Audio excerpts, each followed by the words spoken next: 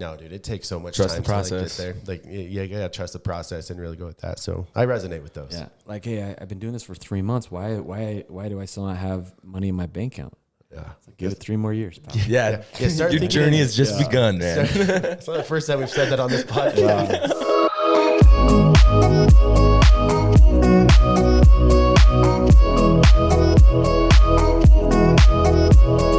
Welcome back to another episode of the Monarch Social Podcast, where we discuss all things digital media marketing. In hopes to give you, the viewers at home, a little bit of insight into this digital world which we all live in. And today we are very excited to be here. Why don't you introduce our guest today? We have Jonny Johnson with us today. We are super excited to have you. Yeah, happy to be here. Thanks, guys. Yeah, hell yeah, Jonny. So I recently met you. Yeah. We're actually working with. Here, we'll give you an intro first of like what you do. How about you give like a little snippet of who you are and what you do real quick, and then we'll jump into how I met you. Yeah, sure. No, I've been in door-to-door sales since 2006. That's good or bad. I don't know, but I've been there. Hey, I've been there. We've all been there, dude. We've all done it. You're in Utah. You've been there. Yeah, If you haven't been there, there's something wrong with you. Absolutely. You should jump on that. But anyway, I found out that I love like designing apparel, and I love like logos and design. And so I started an apparel company in 2010 to help with one of the companies I was working with.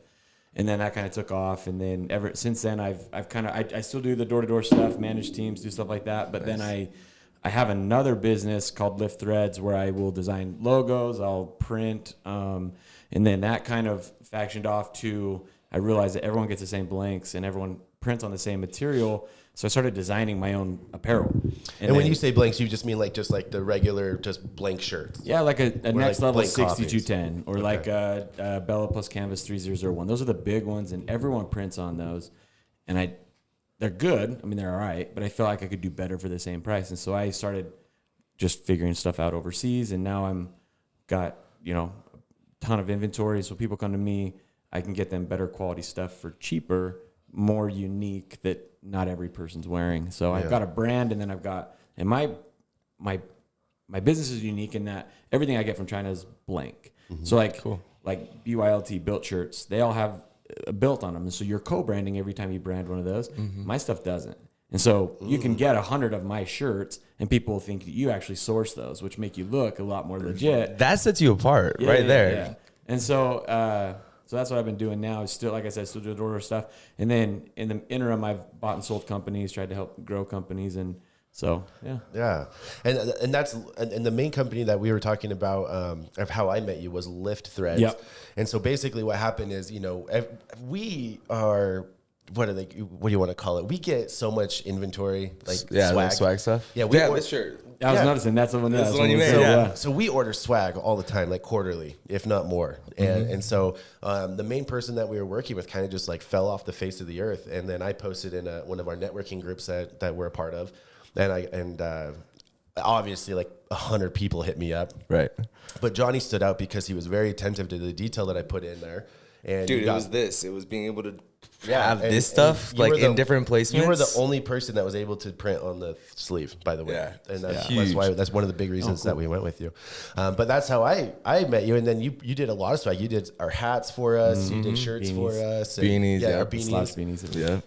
We're going to be doing some trucker hats again too. Yes, so, absolutely. We got to talk because we're going to do more of that. So when you said that as an entrepreneur, it sounds like you've done a ton of stuff with business, right? Mm-hmm. Where did it all start for you? Like as an entrepreneur, like where did it begin with you? And like how many companies have you been like a part of as like that owner founder? Well, dude, wait, really quick. I know that you've been in this game for so long because I remember my senior year in high school. And side note, I played football with his little brother. Yeah. What up, Jumbo? Yeah, what up, Jumbo? We all grew up in the whole Bingham family, which, as you know, is a tight knit family. Yeah. Still, you're under people. You're like, oh, Bingham, you're my homie. Pick an X for life, dude. Yeah. And so I remember being in Mr. Jensen's class, and shout out if Mr. Jensen ever watches this. Shout out to that class because that class taught me more than any other class in my whole high school career. About like seriously, life. I took that class thinking like I'm going to get an easy credit. I don't have to take what type of class was it? Math and personal finance. Like he taught about like like it's an interest rate, like literally interest debt, rates, like, how it all works, like how financing stuff. Yeah, you don't like get how that to in high like school. how to budget, how to make Nobody. a successful budget for yourself. I still follow the same principles that he has. Yeah. That $1 that he gave me, I still have that $1 in a folder. He's a stud. What happens when you get married? Like in his class, like some people were married, and you realize now you've got insurance, all this stuff. Yep. People like there are people that get married, and they're like, "What the hell just happened?" Yeah. Right? Yes. They don't know. Yeah. But Like like, blindsided. yeah, but that class is awesome. Yes. And Johnny came in my senior year and spoke to us there. So I know you've been in this game doing this stuff for a long, long time. Yeah. No, so it all started. So you might know my dad. My dad's pretty hardcore, but he's a general contractor. He owned his own business since I was born. Since I was like 10 or 11, on summers we would work. I mean, if started out, we'd get $1 a day in lunch, and that was when we were like 10, 11. But then would work with my dad 6 to 6, and I realized then that like there's two people, right? You got the employee and you got the owner. The owner's up working 80 hours a week so that they don't have to work 40, right? Yep. But they own it, like they're red type personalities. So I realized early that when I was working with my dad, I didn't want to work for people, and so when I actually when I got from mission, started a DJ company right away with my neighbor. That's a cool. landscape company, yeah. And then I just realized like I'm decent at talking with people. I'm decent at like helping to sell stuff. And so, but then I realized I needed money to do all that stuff. That's why I went out and did summer sales. I thought, just one summer. Here we are. What? 100K summer. summer. Oh, you just show up and you make $1 million. Yeah, Dude. seriously. Right? That still hasn't happened, but That's how they get you. so I just started. Once I realized I can go out for 4 months and go make money, I could come home and invest in a company or start a company. I've been doing that. So I've sold, I think I counted like 12 companies. Wow. And I didn't start all of them. Some of them like, I'll go in, I'll invest money in it. I'll help get their numbers up. And then a lot of the times the owner will either buy me out or, someone will come buy the company. And so, so I haven't always started. And there's been a few that I have started. And so, not to say I haven't had my losses too and my misses. That's for sure. Oh, for sure. You have. Everybody does. That's just a part of the game when you're doing that type of stuff, when you're buying, selling, investing and stuff. Yeah. That's just part of the game for sure. So was the door-to-door sell, was that what gave you the first chunk of cash to go at it? Yeah. You probably yeah. killed it on the doors, huh? It was good. Yeah, it was fun. I Dude, did all right. all them return missionaries just are slayers on the doors. Well, I mean, yeah, you do it for 2 years and you get Way harder sell. Yeah. Well, I was in the Philippines where like you're an American in the Philippines. Like, I'll talk to you. Yeah, But then for they hide sure. from me the second visit. But, so That's yeah, where my brother went. The Philippines? What? Do you know what mission? Cebu. Oh yeah, it's right now. I went to Bacolod, so it's right next to Cebu. I could speak it the same language. Did you love it? Yeah. Dude, For sure. Philippines is the greatest spot. That's It's awesome. so cool. I definitely got to make my way out to the Oh, Philippines. dude. When you go, let me know. I like El Nido. You got the spots? Oh, dude, Boracay. Yeah. Good Yes, stuff. dude, absolutely. I'll hit you up for that itinerary. But yeah, so I went out my first summer, and the reason why I went out is I thought I was making demands. I'm like, well, I will go to San Diego because I love San Diego, and I will only go out if I manage and if my girlfriend, who's my wife now, can come out with me, but she has to have her own apartment. Like, and the guy's like, yeah, dude, that's fine. And I thought it was like, whoa, he thinks I'm a big deal. Really, it's no. No, they do it for everybody. Yeah, I went out, I made some good money, came back, invested that in the home, went out like so. Yeah, I've always, my dad has been very, very. I don't know. Have you ever met my dad? Yes. Okay. He's hardcore. He's a good dude. Everyone loves him. But he was very, very tactical in how he taught us how to spend money, how to invest money. Since we were little, man. I mean, That's good. I remember opening a bank account, and I remember him telling me like when I was young, and he was like, "Okay," he had a thing. Every dollar we put into our bank account, I think I was like 8 years old. Every dollar we put into our bank account, he would put the same amount in. You'd match it? But then you couldn't take it out till you were 16. So it's So like, so cool. you had to make a decision, right? You'd go work for him, that $1 a day in lunch. You could make $2, but you couldn't touch it for 8 years, right? But he taught us, like, yeah, you can have things now, or you can have, more better things later. Like, That's what do you a want huge lesson. Don't give up what you want later for, what you want now, right? And so he taught us very tactical. And so I'm super thankful for that, even though, like, in high school and stuff, when my buddies' parents were handing them 50s, and I'm like, oh, I gotta go work, Yeah. I was like peeved at the time. I'm thankful that happened because he taught us how to work. He taught us how to be tactical with our money. So anyway, so he taught us how to do that. So when I came home, instantly I had X amount of dollars I didn't have before I had the summer.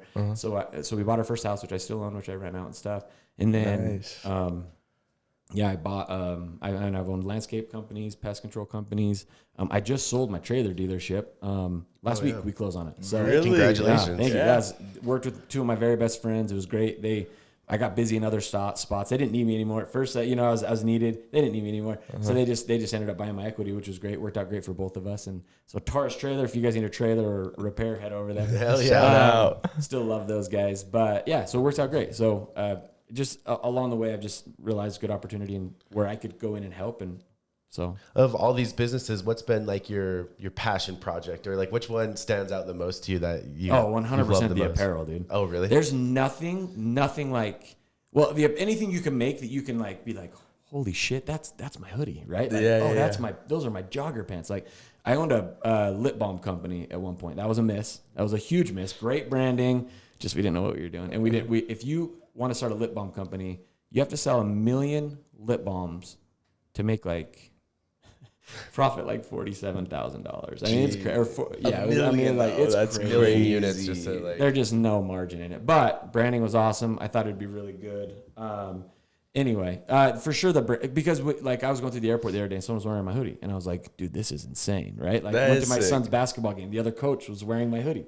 I had no idea. It's the coolest thing ever. That'd be super sick to just see your stuff, out and about. Oh, it's like the coolest. Imagine like if me and you were out and we saw like Monarch shirts, that would be super awesome. Even seeing you wearing that, I'm in your studio, so chances are you're probably wearing something Monarch, but I'm still very proud of that, right? Like, see, and I honestly didn't even think about this when I put this on this morning. It happened to work out perfectly. Yeah, and like everything I'm wearing right now, minus my hat, like I designed, I had samples shipped over, I made tweaks, I sent them back. Picked all the materials and everything. So to me, this shirt, to you guys might not mean anything, but to me, it's my heavy tee that I designed, that I handpicked. I'll sit there, I have fabric books that would stack to the ceiling, and I'll sit there and close my eyes and I'll feel them and I'll think, yeah, you know what? This would be a badass shirt. Yeah. And no one's doing this. Like, feel this material, bro. Like, feel it. Like, yeah, it looks nice, dude. It's this blend that no one has, but it's my heavy tee because when I 5 years ago, I bought a Jordan shirt and it was heavy. And it was like they almost all are, man. But yeah, but it wasn't great fabric, so I decided, man, I'll find some good fabric that's comfortable, but it's still that heavy feeling, that heavy and durable so I made feeling. these, right? And they're like I got the samples and they just shipped, so they'll be here probably by 2025, the way shipping goes, but they'll be here sometime. For real. Shipping's bad ridiculous right now. So my passion project for sure is the apparel stuff. The problem, my problem with that stuff is I'm passionate about that stuff.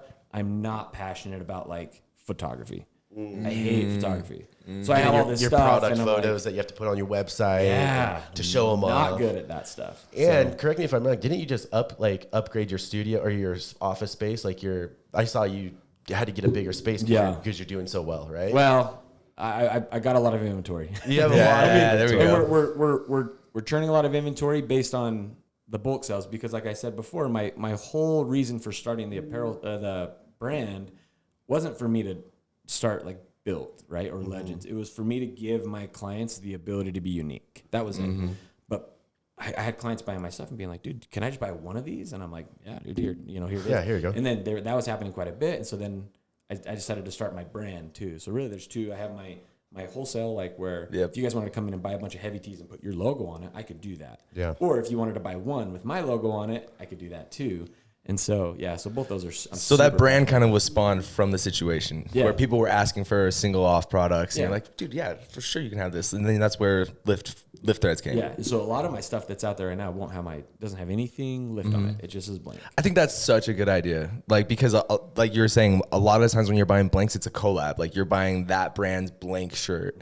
And so being able to say like, this is completely no brand, whatever you want, completely whitelisted. You know what I mean? I think that's a huge thing. Gives you a lot of possibilities. What you can do sure. with that. Yeah. And the other thing I can figure out too, I can pinpoint is people will call me and say, hey, like for instance, Blade polos. Do you have any Blade polos? That's a collarless polo. Yeah, I could find them. And I'll go out in there. I'm like, yeah, they're $73 a shirt. Like you can't quantify spending $73 a shirt for 5,000 sales reps, right? So then I went and developed my own Blade shirt. But then I realized no one tucks in Blade shirts anymore. So I should have a swoop back. So I added that in version 3. And those are flying, dude. Those are crazy cool. Adding different elements with different fabrics, with different, like I don't do any buttons that you go through. I do all snaps. Because I think I don't know why, it reminds me of a cowboy, they rip them off. I love the snap button. So I don't do regular buttons, I do snap buttons. Like that's just, it's kind of a thing, right?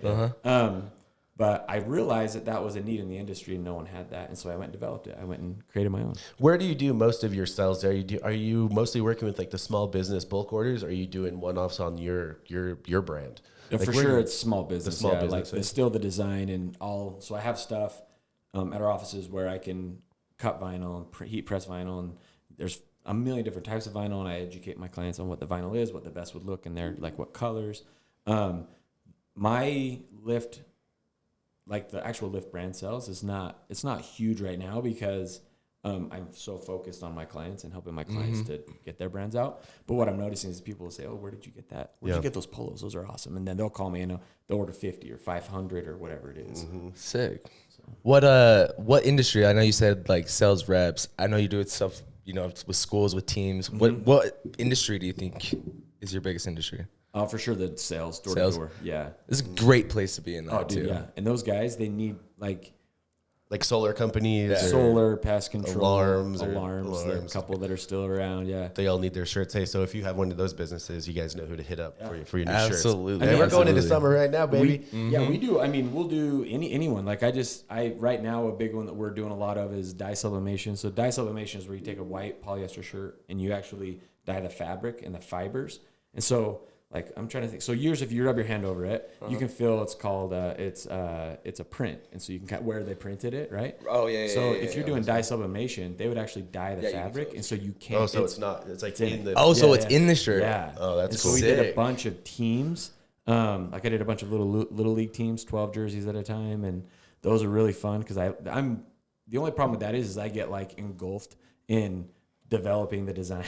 So I'll spend like hours for this little league team, like Just making logos. colors. Oh yeah. And dude, we should do an American flag right here. What do you think of this? I'll screenshot it, send it to them. They're like, yeah, that's cool. Okay. And then I could pull this part of this logo and put it on the other sleeve. What do you think about this? Because dye sub, you could do top to bottom, shoulders, left, everywhere. Oh yeah. And so I spend a lot of time in that stuff because I'm passionate about that stuff, and I want other teams to be like, who did you guys? And that's a huge thing. That's a huge thing. When you see another team come out, I remember like when I was playing ball, it was right when the super, super tight jerseys came out, and we just barely got sponsored by Adidas, and that was like the biggest thing was that we had those crazy slim fitted jerseys that you see everywhere now, obviously.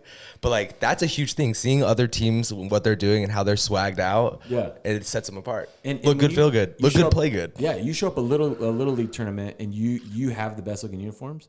Dude, you're immediately have a leg up. Immediately, right? Literally immediately. That mental warfare. Yeah, it is. 100%, yeah. It's like these guys are like sponsored or something. Yeah, some dude's pitching and he's like, looks. I mean, you're playing a team with hoodies versus a team that's like got pinstripes. Yeah, yeah. I mean, of course you're betting on pinstripes. Right? Like, always. 100%. How do you get most of your leads? Like, how are companies finding you right now? I'm just, obviously we deal with marketing here and stuff like this, but I'm just curious, like, how are most of your clients currently finding you? Are they like finding you through like your website, or are you actually going out? Like, I do not have a website for the print and promo side. Oh, wow. I've wanted to get one forever, but I have so many people referrals. So referrals. Hey, that's I a get hit great up. spot to be in, man. Yeah, I get hit up probably 4 or 5 times a day for people for me to get their apparel. And then what the cool thing about my industry is like once I get a client, generally most of the time, and I've had clients that have been mad at me because whatever, but I'd say 89% of the time they're going to order again in 3 months. Like you guys are quarterly orders. Oh yeah. And so then you get that residual built up. And so every year you can really make like, okay, this year I made X, so we should be able to times that by 0.5 at least, right? Right. And that should be the goal next year because like you sell a house, that person may never buy another house. But True. if you got a good client, like some of my clients are the solar companies, right? And I mean they're ordering every month because they get new people in, and so new people, new so shirts the every residual single of time. that is like, I mean, it'll keep me busy forever. Yeah, That's So, awesome. That's crazy that you don't even have a website. no website. I have my All own based off referral. personal Instagram.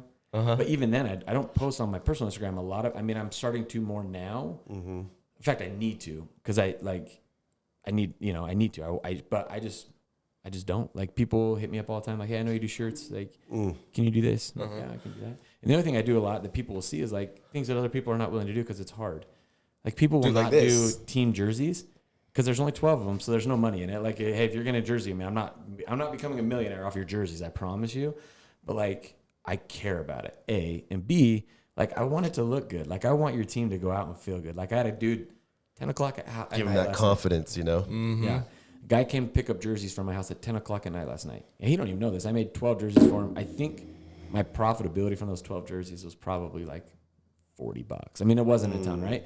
But dude, to see him pick up that jersey and like get How pumped stoked about he it, was. names on the back, looking. You good, know, like, all the yeah. kids are gonna be freaking I was too. pumped. Well, that's And- what we do when we get our shirts in. When we got our shirts in with you, like the first thing we did, we were all like, put them on. Stoked. There's something about getting new apparel that's custom. Like Yeah. the custom side of it just makes it feel so much I love better. it. Yeah, no, it's nothing better. And then like other thing that I do, I have a vendor in China that is really quick turnaround with patches. Yeah. So like I can make PVC patches with rubber stamp patches really big, leather patches with a burn in it, leather patches with an indentation. I can make embroidered patches. I can make any type of All patch sorts you of could stuff. ever imagine, any size.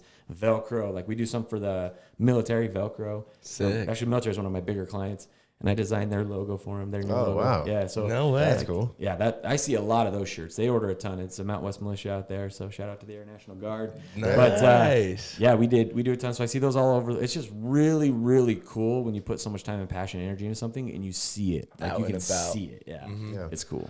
What do you think's been the as your entrepreneurial journey? And let's talk specifically about your Lift Threads. What's been the hardest part of the journey for you, or what's the hardest part about being in that particular business? Yeah, so I think that's a really good question. I think there's two ways you can answer it. There's the owner part where you own a business like this. When I said you work 80 hours, so you don't have to work 40, that's like probably an understatement. You guys both know this, right? So my gosh, yeah. You are We're in a moment right now too in it's just Monarch. hours. Yeah. It's kind of crazy. But you have to do it. and you feel like at the end of the day, you're like, dude, this is a blessing.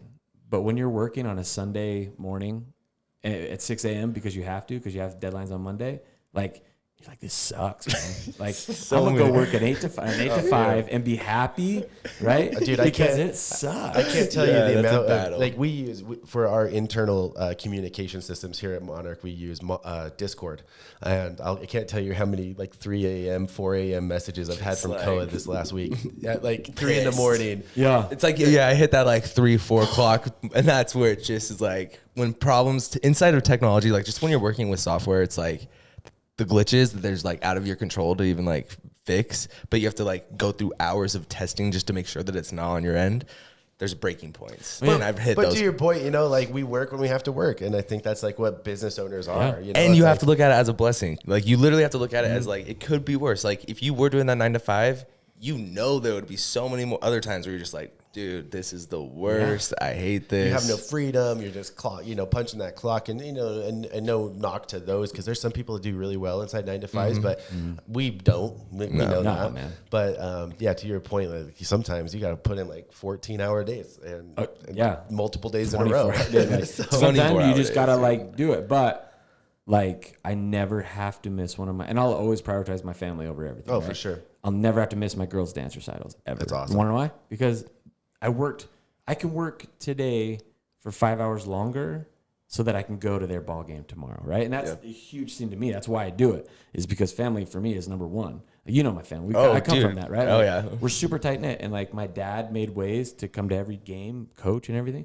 So I think that for me is like it's a difficult thing to be so responsible, right? I mean, people they're off at 5. They're off at 5. Yeah, like they- and they're checked on. they're Like, just I like, see Man, that. I don't have see to you. worry about my cell phone. I don't even have not- an email on my phone. That's what. Yeah, I'm not responding to emails, texts. I'm gone. I mean, and I may be at my daughter's dance recitals, right? I may be at my daughter's dance recital, but I'm still like, oh shit. All right, I'm gonna Always. answer this email back real quick. Right? Always. And this little thing here has enabled us to do that, which is great, but it is also shit. Right? It is, Oh, dude. yeah. It feels like you almost like you take your office with you everywhere you go, Yeah. like no matter what. And the worst is when you get that email and you know that you're not like obligated to necessarily respond. Yeah. But you do. Yeah. And it's just to set that standard of like It's actually- customer service. That's like a big thing that I always have Yeah, I done. was gonna say that's actually like a really good way to put it, Koa. Like you bring your office everywhere. Yeah. Like, especially like in our industry, like everything we do is online. Mm-hmm. It's not like we have a physical product or anything like that. So our literal office is on Is that, right is here. on that guy. So You never, and now like,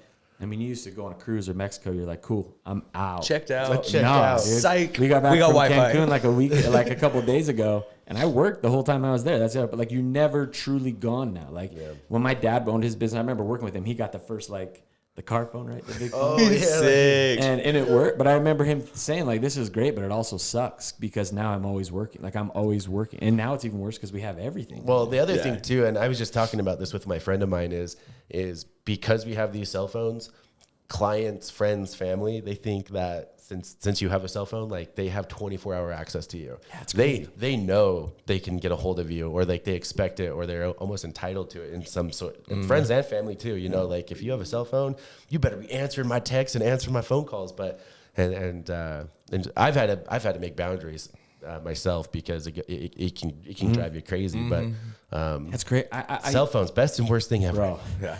Yesterday I had to take a come to Jesus moment, because I had a guy call me, and I didn't answer it because I was in the middle of something. And then an hour later I was like, oh shit, did I piss him off? And I was really, and I'm like, you kidding me, dude? Yeah. Like, I don't work, I work for those people. Like I do, they're my clients and I take care of them, but also like, dude, there's like this mental health thing that we all have to be very aware of. Boundaries. We are not like back in the day, mental health wasn't a big issue as it is today. I think a lot of it is because we are so like engulfed in work and like Instagram, Facebook, and all that stuff, that it's always right there, that if you take a break, you all of a sudden feel bad. Imagine like 20 years ago, before cell phones, like 5 o'clock, you call the office, nobody's there. What do? You call back the next morning at 8 a.m. Yeah. There's nothing else you can do. There's nothing else. Yeah. Now they call you to answer, like, why the F are you not picking up your phone? I need something right now. I'm like, it's 7 o'clock at night. I don't care. I need this right now. Like, It's like, and you do it because they know you're there. and that's the Yes. mentality. And the crazy thing is like, I've had to even, remind myself that is, like I just said, because you have my cell phone doesn't mean you have 24-hour access to me, but I have to remind myself that when I'm trying to get in hold of people too. Like if I like text, it goes two ways. It goes for both sure. ways. And then there's been many times where I'm like, Morgan, just, breathe. Like it's fine. But it's weird because like, that's how we're kind of programmed right now. Like that's just how like the norm is. But yeah, it's a blessing and a curse. Yeah. As an entrepreneur, it's a blessing and a curse. Yes, we can work anywhere. We have the ability to work anywhere, but you can work anywhere. Like everyone can get a hold of you. Which is a huge blessing. I mean, I remember first getting into the digital field, and I was like, this is the coolest thing, because I could technically be in Thailand. I could be anywhere in the whole world. As long as I got Wi-Fi, I could work. We can edit videos wherever. Anywhere. And it's still, I do have to remind myself, like on those hard days, like, dude,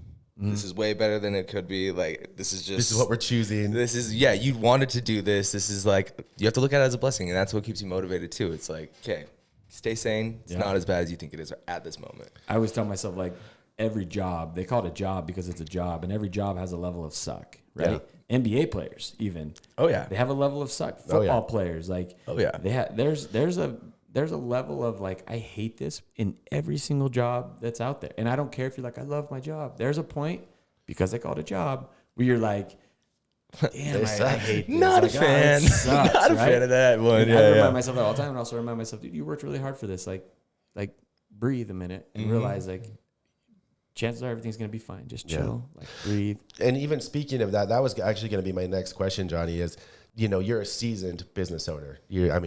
Through and through, like you can just tell that you're the entrepreneur.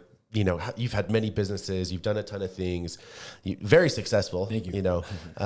What would be 1 or 2 pieces of advice that you'd give that new generations of business owners, to those listening that are maybe starting their business journey or their entrepreneurial journey? What's a piece of advice that you'd give those guys? Yeah, we kind of talked about it, but like, you chose it. Just remember that you chose it. Like you chose it, bro. You chose it. Like, hey, being an entrepreneur, you see on Instagram, Facebook, again, we go to that social media stuff, right? You see people's success. Not a lot of people do I know are like posting L's. like, bro, I just lost 30 grand a day. Like, just bro, lost 5 clients. Yeah, I just screwed up on this, and now it's going to cost me 5 days. We're going to push this. Like, you don't see that. You see I sold these 2 things, and now I'm buying this. Or like, hey, I'm investing in this. I'm so happy. You don't see that. So first thing is, like, I remind myself all the time, you chose this. Like, you chose this path. Like, don't be a bitch. Like, go do it, right? Like, go do it. And the other thing is sorry, go ahead. No, I was gonna say, there's been many times I've looked in the mirror, Johnny, like waking up in the morning being like, you wanted this, like, yeah. like going to work, like you wanted this. I know there's like 4 or 5 phone calls I have to make that I don't want to make, or and I'm just like, you wanted this. Like, I totally feel that. That's why 100%. Rockstar and Red Bull are so dude. important, right? Yeah, slamming my coffee. Needed. Yeah, so I tell myself all the time, you chose it. If it's 4 a.m. and I'm just getting to bed because I had to stay up all night, like, you chose this, bro. Yeah. Like, then the other, you said too. The other thing is dude, you got to understand things don't happen overnight, and you're gonna you're going to fail. Like, embrace it. Yep. Embrace your failures. I think the faster that you fail, the faster that you can pivot and learn of how to do it right. And I think, once again, how we're programmed is that our whole generation wants things so quick, so fast. Like, you know, oh, I'm a business owner, so now I need to be like, you know, right here and now, and I'm the best. And no, dude, it takes so much Trust time the process. to like, get there. Like, you gotta trust the process and really go with that. So I resonate with those. Yeah. Like, hey, I've been doing this for 3 months. Why do I still not have money in my bank account? Yeah. Give it 3 more years, pal. Yeah. Start Your thinking journey has just begun, man. It's not the first time we've said that on this podcast. You got to start thinking in years rather than months for those people out there. It's a journey. So when people see that, like, if I can immediately tell when someone started a business to just try and make a ton of money and they're not passionate about it. Yeah. And a lot of the times those are people I don't love working with because they're not passionate. Like, passion breeds passion, right? And so, like, I can tell you guys are very passionate about this. Like, you're very passionate about it. And I like hearing you guys. I like talking to you guys because there's no doubt this is a passion. There's also no doubt you guys have jumped over hurdles, and there's no doubt that there's been times where you sit there and you're like, "Oh shit! All right, let's go. Let's go to work, right? Let's roll with it. But then I've also sat down with people who are just like, you can tell they hate it and they don't love it, and they're not prepared for the level of suck that it's going to take to be successful. I think there's a lot of naivety. I don't know. People are naive when they don't realize how hard it is to like run a business, like a legitimate business. You know, I'm talking about like a real business. Yeah. Because like you said, they just see the wins, and that's all they think. But I think the big thing too, though, Johnny, is that passion, and that's the thing. If you're not passionate about it, the passion is the thing that's going to get you through those dark times, those 3 a.m, hard conversations, firing people, losing clients, thinking people hate you, not having enough money to pay people. Like, that passion is actually what's going to get you through all that suck. And so if you're not passionate about it, like, you're going to have a 10 times harder job of owning a business when you're not passionate about it. For sure. And be prepared for the suck. Like, I remember real quick, I know we were short on time. Like, when we started the trailer dealership, we were self-funding the whole thing because you've got to have time as a dealership to be able to get financing. It's called flooring.